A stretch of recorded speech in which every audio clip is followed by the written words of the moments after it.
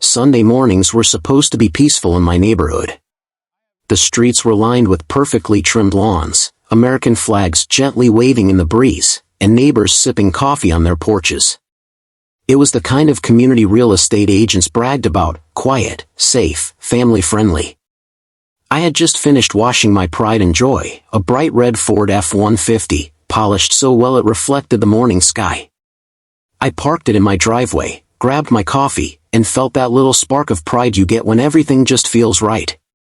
But that feeling didn't last long. As I walked back toward the house, something caught my eye: a white envelope taped to my front door. It wasn't the usual junk mail or pizza flyer. This one had the HOA logo stamped on it, big and bold. My stomach sank. I tore it open and read the words that nearly made me spill my coffee.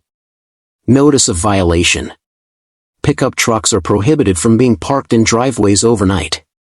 You have 48 hours to remove this vehicle or face a $100 fine per day until it is resolved. I read it twice, then a third time, thinking maybe I misunderstood. No pickup trucks? I wasn't running a construction business. This was my personal vehicle, my daily driver. It was cleaner than half the SUVs parked on the street. Frustrated, I grabbed my keys and drove straight to the HOA office. It was a small beige building near the community pool, with that fake friendly vibe: potted plants outside, inspirational posters inside. Behind the counter sat the infamous Mr. Collins, HOA president, rule enforcer, and neighborhood dictator. He was tall, always wore his black HOA polo shirt like a uniform, and had that smug little smile that made you want to throw a pie at him. "Morning," he said, not looking up from his laptop. "Morning," I replied, trying to stay calm. "I got this violation notice about my truck. There must be some mistake. It's my personal vehicle." He finally looked up, smirked, and said, "No mistake. Trucks aren't allowed in driveways. They lower property values." I almost laughed. Lower property values? This truck cost more than most of the cars in this neighborhood. He shrugged. "Rules are rules. You can park it inside your garage, or park it outside the neighborhood. If not, we'll start fining you." My garage was converted into storage by the last owner. The truck doesn't even fit in there. "Not my problem," he said flatly, going back to his laptop. "You have 48 hours. I stood there, stunned. "So that's it? No discussion?" He looked up again, that smug grin spreading wider. "Welcome to HOA living." I left the office fuming. As I drove back, a few neighbors waved sympathetically. One older gentleman muttered, "Good luck with the HOA," as if I had just been drafted into a war. That night, I sat by the window staring at my truck in the driveway. It looked so innocent sitting there, gleaming under the street light. I wasn't breaking any laws. I wasn't hurting anyone. Why did it feel like I was being punished for existing? I started thinking back to when I bought the house. The real estate agent had mentioned a friendly HOA that keeps the neighborhood nice. At the time, it sounded like a good thing.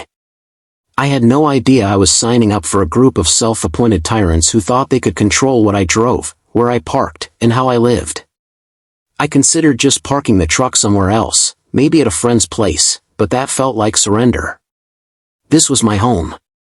My driveway. As I sat there stewing, my phone buzzed. It was Sam, my neighbor from 2 houses down. "Hey man, I saw that notice on your door earlier," he said.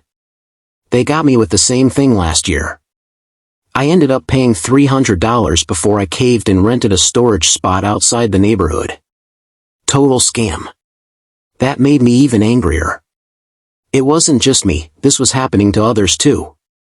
By the time I went to bed, I had made a decision.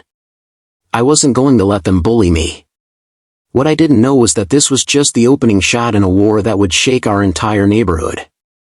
The next 48 hours went by in a blur. I tried to ignore the letter, convincing myself that surely the HOA wouldn't actually start fining me over something this ridiculous. But on the morning of the third day, reality slapped me in the face. When I stepped outside, a bright yellow slip was flapping under my windshield wiper.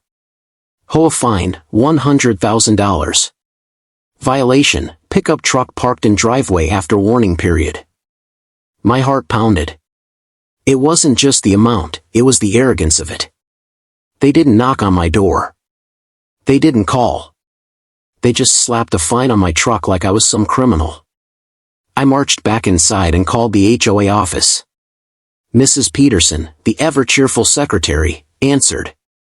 "Oh yes, Mr. Carter," she said sweetly. "You have an active violation. If you do not comply, we will add $100 per day until the issue is resolved. If fines exceed $1,000, we will place a lien on your home." A lien? Are you kidding me? This is over a truck. "I don't make the rules," she said, almost sounding amused. "You may file an appeal if you like, but it takes 6 to 8 weeks for review." 6 to 8 weeks? At $100 a day, that would be over $4,000 in fines before they even looked at my appeal. By the end of the week, I had 4 fines, $400 gone. And they weren't bluffing. Every morning, like clockwork, another yellow slip would be waiting. That weekend, I ran into Sam while he was mowing his lawn. He cut the engine and waved me over. "They started hitting you with fines, didn't they?" he asked. "4 so far. And they're threatening to put a lien on my house." He shook his head. "Same thing happened to me last year. I finally gave up and rented a parking spot outside the neighborhood. Cost me almost $150 a month." "That's ridiculous," I said. "This is my driveway. My property." "You're not alone," Sam said, leaning on his mower. "Clara across the street? They find her brother's truck when he came to visit. And you know Mr. Wilson? Vietnam vet, lives at the corner? They tried to fine him for his old Chevy Silverado. He told them to stick it, now they're threatening to suspend his pool access." That night, I went door to door talking to neighbors. What I discovered shocked me. Nearly half the people I spoke with had been fined or warned for something silly: trucks, basketball hoops, paint colors, even leaving trash cans out an hour too long. And everyone had the same look in their eyes, frustration mixed with fear. "We can't fight them," Clara told me, holding her toddler on her hip. "They run everything. If you make them mad, they make your life miserable." That's when it hit me, this wasn't about one truck. This was about control. The HOA was using fear to keep everyone in line, fining people left and right because no one dared to push back. But I was done being scared. The next day, I sat at my kitchen table with a notebook and started writing everything down: every fine, every conversation, every neighbor's story. I even took pictures of the yellow slips. When Sam came over that evening, I showed him my notes. "This isn't just about me," I said. "This is a pattern. They've been squeezing this neighborhood for years." Sam grinned.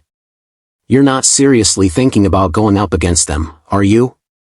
"I am. And I can't do it alone."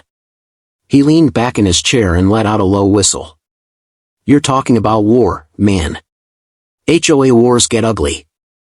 "Then maybe it's time someone fought one," I said, my voice steady. "They can fine me all they want. I'm not backing down." Sam looked at me for a long moment, then nodded. "All right. If you're in, I'm in. But we're going to need backup." The next few days were a blur of quiet conversations, at the mailbox, during evening walks, in garages with the doors half closed. One by one, more neighbors joined us. People were tired of the constant fear, the ridiculous rules, the petty power trips. By Friday night, we had a small but determined group of 10 households ready to take action. And that's when the idea hit me. If the HOA wanted a truck-free neighborhood, maybe we should show them exactly how many trucks we had, all at once. But this wasn't just going to be about parking. I had a bigger plan forming in the back of my mind, and it involved exposing everything the HOA had been doing in secret. For the first time since this nightmare began, I felt hopeful. This wasn't just about saving my truck anymore. This was about saving the whole neighborhood. After the first week of fines, I knew reacting emotionally wouldn't solve anything. Anger alone couldn't stop the HOA from taking my money or bullying other neighbors. I needed strategy, proof, and allies. I spent that weekend digging through the old files in my attic. Among stacks of bills and manuals, I found the original HOA charter from the community's founding days. Leafing through yellowed pages, my heart skipped. Buried in legal jargon was the clause I had been hoping for. Parking restrictions shall not apply to personal vehicles registered to a primary resident. I read it 3 times to make sure my eyes weren't deceiving me. My red F-150? Definitely a personal vehicle. This was gold.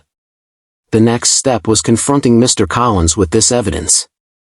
I walked into the HOA office, feeling a surge of confidence. "Mr. Collins, I have something to show you," I said, slapping the charter on his desk.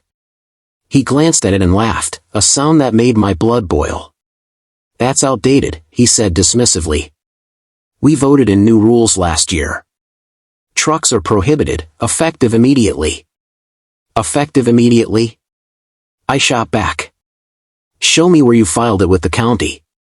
These rules have to be officially recorded. Otherwise, the old charter stands. And that means your fines are invalid." His smirk faltered slightly, but he still waved me off. "Legal technicalities, Mr. Carter. Don't bother wasting your time." I left, my mind racing. If the HOA had failed to file the new rules, it meant they were breaking the law, and we had leverage. I couldn't do this alone, though. That's when I called Sam, my neighbor and the first person to really understand the scope of this injustice.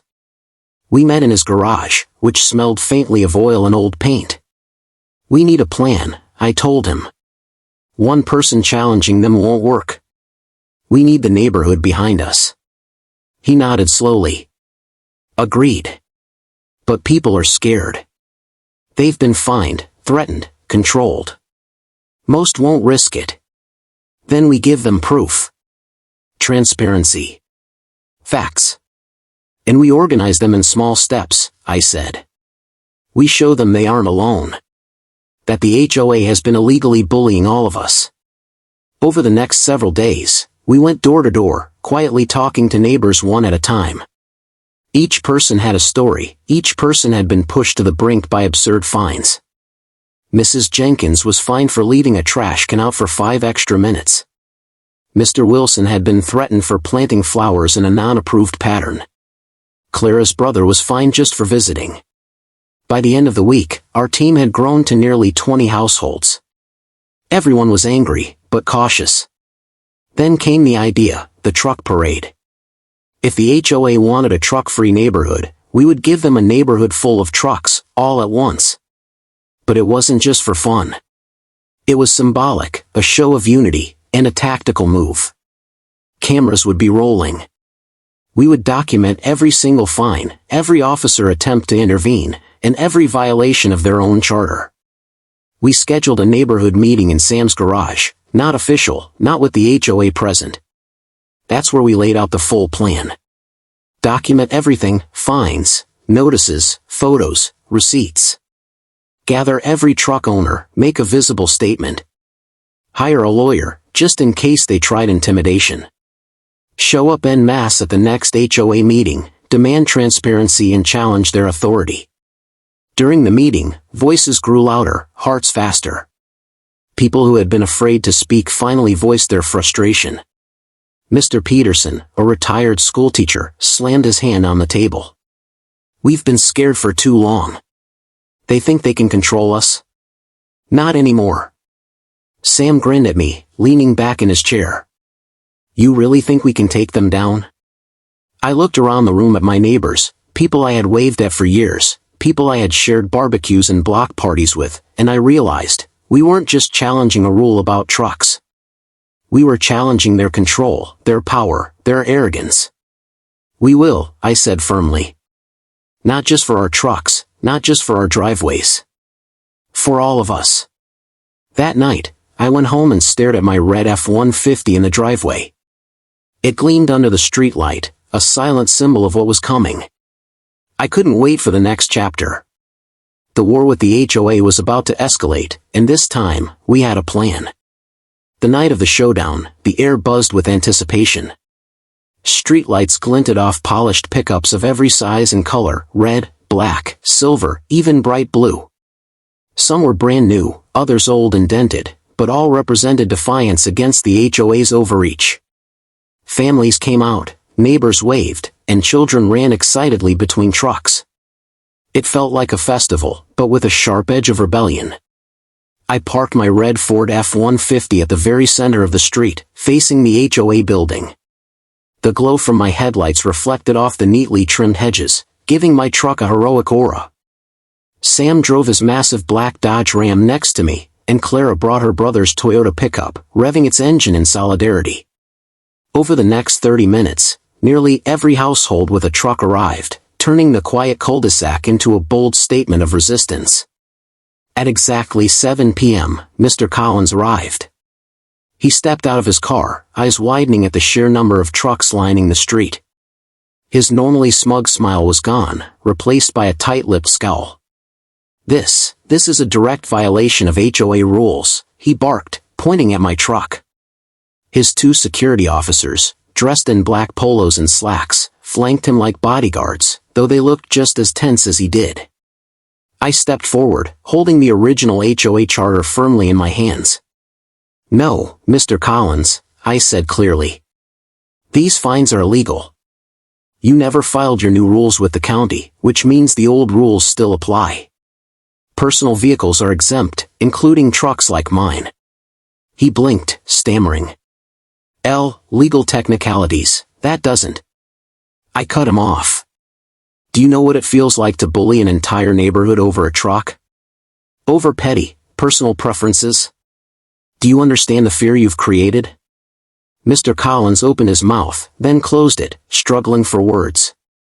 Around him, my neighbors stood tall, their trucks gleaming, their faces set with determination. Phones were out, recording, live streaming, documenting every move. There would be no hiding behind lies this time. Suddenly, Mrs. Peterson tried to hand me a new fine notice. I waved it away. "Save it. We're not paying." Then Sam stepped forward. "We've contacted a lawyer. We have documentation of every violation, every illegal fine. You've pushed this too far." A murmur of agreement rippled through the crowd. The HOA security officers looked increasingly uncomfortable. One whispered to the other, glancing at the dozens of trucks surrounding them. "Enough!" Mr. Collins shouted, but it was weak. His authority was crumbling. He motioned to call a vote to dissolve the fines, but the crowd shouted him down. At that moment, Clara, standing on the back of her brother's truck, raised her arms. "We demand a vote of no confidence. The current HOA board has abused their power." The crowd erupted. Cheers, honks, and the revving of engines filled the street. The HOA president and his officers looked around, clearly realizing that control had slipped from their hands. Phones continued to record as Sam read aloud from the neighborhood charter, pointing out every illegal fine and every rule they had attempted to enforce unlawfully. Neighbors chimed in, shouting agreements, recounting personal stories of bullying, and demanding justice. Then came the moment of truth. Mr. Collins tried to regain control, but even some of the older, previously loyal board members refused to support him. The vote of no confidence passed overwhelmingly. Cheers filled the air as Collins and half the board were officially removed from power. I stepped back, feeling a rush of relief and pride. My red F-150, center stage, had survived the storm unscathed. The trucks surrounding it were symbols of victory, shining in the streetlight like a metallic army. For the first time in weeks, the neighborhood felt united. Not just against the HOA, but against fear, intimidation, and unfair rules. We had sent a clear message: no one could bully us into submission. Later, after Mr. Collins and his officers left, people started celebrating. Neighbors hugged, laughed, and cheered. The tension that had gripped our streets for months finally melted away. Even the children, oblivious to the politics, raced around the trucks, waving small American flags. That night, standing next to my truck, I realized something. This wasn't just about a vehicle. It was about standing up for fairness, dignity, and community. And in that moment, every tire mark, every polished bumper, and every cheering neighbor felt like a victory against injustice. The HOA had tried to silence us, but instead, they united us. The week after the showdown, the neighborhood was buzzing. Trucks were parked proudly in driveways, neighbors waved at each other as if a heavy weight had been lifted, and the once feared HOA building now stood eerily quiet. The sense of unity that had formed during the truck parade hadn't disappeared. If anything, it had grown stronger. I received a call from our lawyer the morning after the meeting. "All fines are reversed, Mr. Carter," she said. "And the HOA must refund everyone who paid illegally. Their so-called new rules were never properly filed. You've won." I hung up and stared at my red Ford F-150 in the driveway. Victory never felt so sweet. The truck, once the source of conflict, was now a symbol of justice, resilience, and neighborhood solidarity. Word spread quickly. Neighbors who had been hesitant before started coming forward. Mr. Wilson, the retired veteran, knocked on my door. "You really did it," he said, shaking my hand. "You gave everyone here the courage to stand up." Clara's brother came by as well, parking his restored Toyota pickup beside mine. "I can't believe it," he said. "It actually worked." But it wasn't just about reversing fines. The entire HOA board, including Mr. Collins, had been removed. New elections were scheduled immediately, and the neighborhood got a say in the leadership, finally. People who cared about fairness, community, and transparency were stepping up. We organized a neighborhood meeting to celebrate our victory. It was informal, in my driveway, surrounded by trucks. Sam brought a grill, kids ran around with sparklers, and laughter replaced the tension that had haunted our streets for months. During the gathering, Mrs. Jenkins, who had been fined for leaving her trash can out 5 minutes too long, raised her glass. "To standing up," she said, "to trucks, and to a neighborhood that finally looks out for each other." Everyone cheered, raising glasses, soda cans, and even a few flags from truck beds. I looked at my neighbors, at the rows of gleaming pickups, and felt a deep sense of satisfaction. The struggle had been exhausting, stressful, and at times scary. But seeing everyone together, united, proud, and free from fear, made it all worthwhile. Sam clapped me on the shoulder, laughing. "You realize you just became a local legend, right?" I chuckled. "I didn't do it alone. We did it together." The days that followed were a mix of relief and celebration. The HOA, under new management, issued official statements apologizing for the unfair fines and promised more transparency. Refunds were processed quickly, and any lingering intimidation ceased immediately. Neighbors who had previously been quiet about their frustrations now spoke openly, suggesting improvements to rules and ensuring no one could abuse their power again. Even the kids got in on the fun. One afternoon, I found a small group racing their bicycles around the now open streets, playing around my truck and Sam's Ram. "This street feels different now," one of them shouted, laughing. "It's ours." On a quiet evening, I sat on my porch with a cold drink, looking at my red Ford F-150 gleaming in the driveway under the fading sunset. I thought about the past weeks, the fear, the fines, the planning, the confrontation. Every moment had led to this. I realized something important: this wasn't just about trucks or fines. It was about standing up for what's right, about community, courage, and refusing to be silenced by those who think power gives them the right to control others. From that day forward, the neighborhood became a model of fairness and camaraderie. The new HOA board included residents who had once been afraid to speak up. They listened, they enforced rules fairly, and most importantly, they respected the people who lived here. I leaned back in my chair, taking a long sip of my drink. Around me, neighbors laughed, trucks gleamed, and the street was alive with life and energy. I smiled, knowing one simple truck, my red F-150, had sparked a movement that changed the neighborhood forever. The HOA had tried to control us with fear. But when we stood together, we discovered something stronger, the power of unity. And as the last rays of the sun faded behind the houses, I knew that this neighborhood would never be the same again, in the best possible way.